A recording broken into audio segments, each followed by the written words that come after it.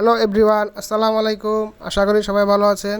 তো বন্ধুরা, আপনারা অনেকে হয়তো জানেন যে আমি শখের বশে কিছু দেশি মুরগি লালন পালন করি। তো তারই ধারাবাহিকতায় আপনাদেরকে আজকে দেখাবো খোলামেলা পরিবেশে দেশি মুরগি কিভাবে খাদ্য সংগ্রহ করে এবং খোলা মাঠে কিভাবে বিচরণ করে, এবং এতে মুরগির রোগ বালাইও খুব একটা কম হয় এবং রোগ প্রতিরোধ ক্ষমতাও অনেক গুণ বৃদ্ধি পায়, যা স্বাভাবিক মুরগির চেয়ে বা খাঁচায় বেঁধে রেখে মুরগি পালন করলে যে পরিমাণ রোগ বালাই হয় তার চেয়ে অনেক গুণে কম হয় এই পদ্ধতিতে।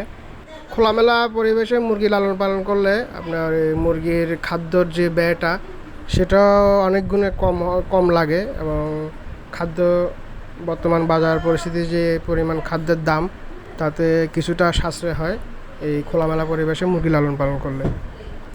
খোলামেলা পরিবেশে মুরগি লালন পালন করলে মুরগি অল্প সময়ে খুব দ্রুত বৃদ্ধি পায় এবং শরীরের গঠনও অনেক মজবুত হয়।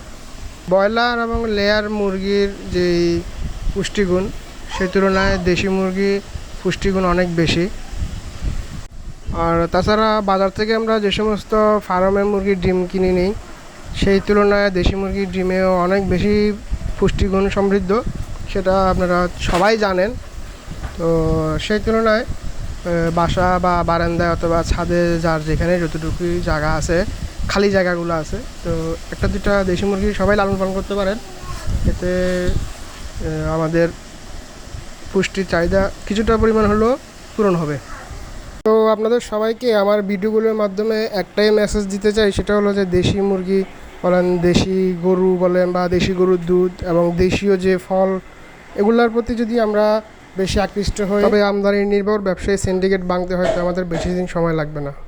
তো বন্ধুরা, আমার পরবর্তী ভিডিওগুলো দেখার জন্য অবশ্যই সাথে থাকবেন, এবং যদি কোনো ভুল ত্রুটি হয়ে থাকে আমাকে অবশ্যই ইনবক্সে জানাবেন, মেসেজ দিয়ে জানাবেন, তাতে আমিও উপকৃত হব। আসসালামু আলাইকুম।